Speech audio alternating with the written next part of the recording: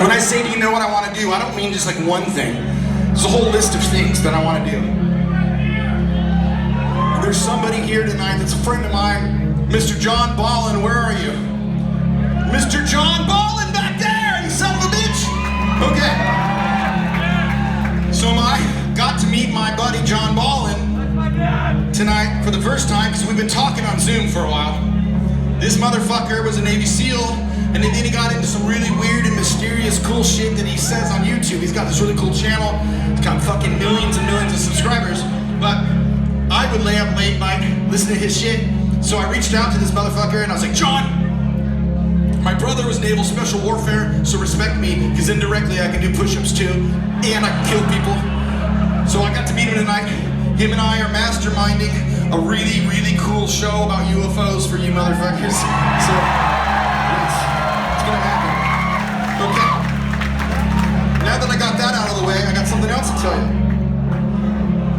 Okay, so a few years ago, at this point, it's probably like 7 or 8 years ago, this dude I met, really long, curly black hair. I'm not gonna say it looks like pubic hair, but his name's DeLonge. He plays drums in our band. I met him, and when he joined the band, the first record we wrote was called The Dreamwalker.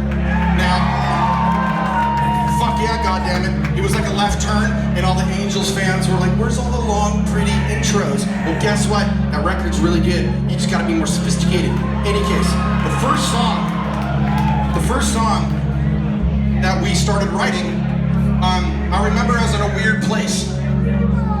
I was like normally you write a song that's like verse, chorus,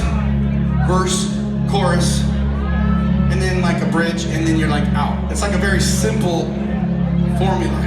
I actually learned that formula writing that song, Damn It, from Blink-182.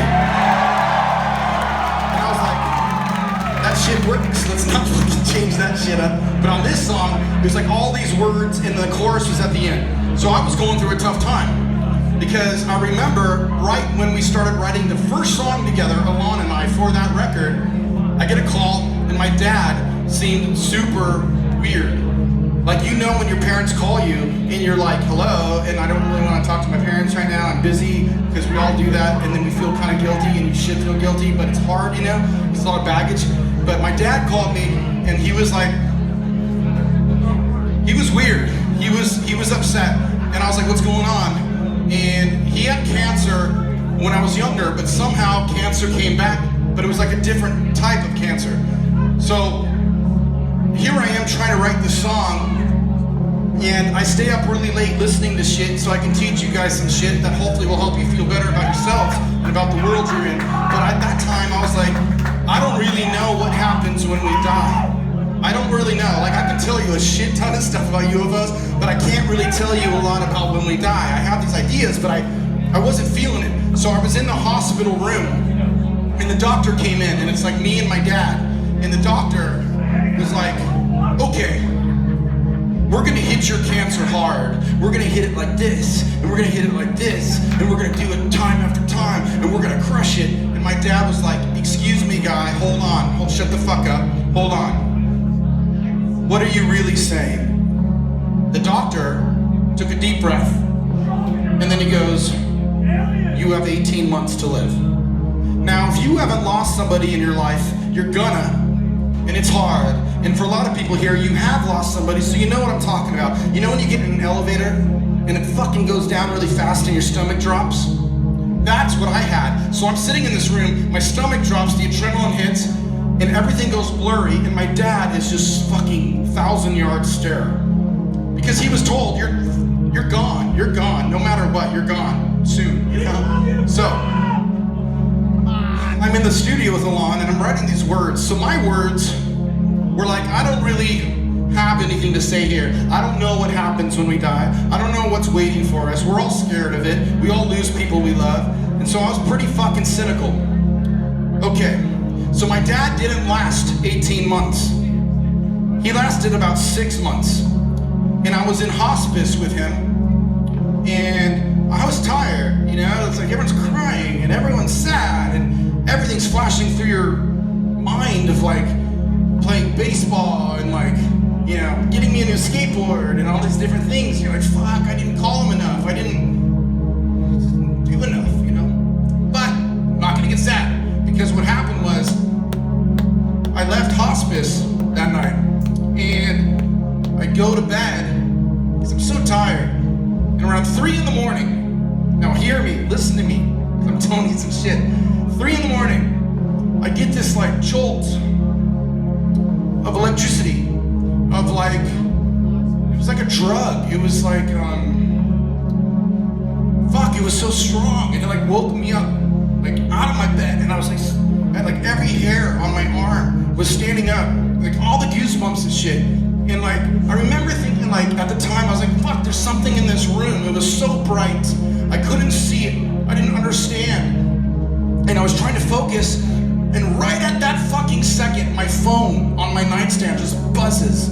So I turn my head and I look at my phone and it says, your father just passed. And I was like, oh my God. Now I knew what this was, because when his mom, my grandmother, when she died, I went home at like 4 in the afternoon and I was awakened by the same fucking thing, but not as strong. It wasn't as strong. It was like 20% as strong, but it felt euphoric and it felt good, but it was fucking crazy. So I knew my dad just died. So I picked up my phone and I called my sister. And my sister, Carrie, answers the phone. I was like, Carrie, what the fuck are you doing awake? She's like, I don't know what's going on. I don't understand. There's something going on. I feel something. I'm buzzing. I feel like I'm on drugs. And she takes a big breath and she goes, I feel like someone's hugging me. I don't understand. Someone's hugging me. That's all she said. She kept repeating that. So you know what I told her? I said, Dad just passed away. And his soul went through me and went through you. And it was fucking incredible. And it's that one little thing, like you meet people that have had like this, like a supernatural experience or something really fucking cool, and like you don't believe them. You're like, yeah, he's a stoner and he makes us laugh and he saw something. Fuck him, it's cool, whatever. But he's telling you the truth. I'm here telling you, like, trust me. If you don't fucking trust me now, I tell you some weird shit. It's true. You should know that by now. And I'm telling you, this happened. So it changed my life. I went to the funeral and I was like, you guys have no fucking clue what's on the other side. We're all sitting here mourning a body.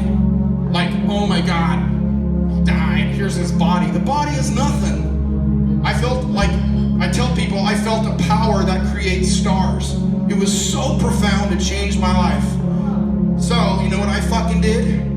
I went back into the studio and I wrote the end of the song. I wasn't quite so cynical.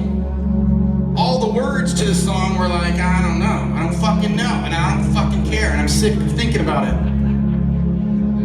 But the end of the song after this experience was like, fuck you, something great is on the other side, and I was able and gifted the opportunity to touch it and to feel it.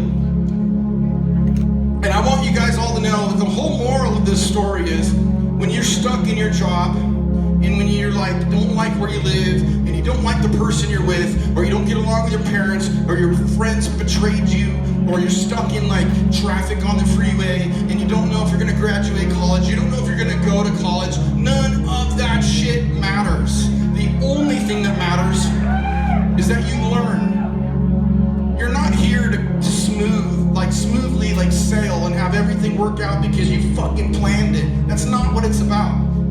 You're gonna be given a lot of difficult shit, and you're gonna get through it, and you're gonna be so much wiser, you get to pass that on to other people. So this song kind of encapsulates that growth that I went through, and I really wanted to share that with you. And the bigger deal is that it's all gonna be okay. Like I felt it, it's all gonna be okay. So, in honor of, normally I would like dedicate this to my dad, I'm gonna dedicate it to you guys. So you leave here tonight with something that's a little bit bigger of a spark inside your heart, and then you can fucking carry on and know that you can make your life anything you want it to be. This song is called Tunnels. It goes like this.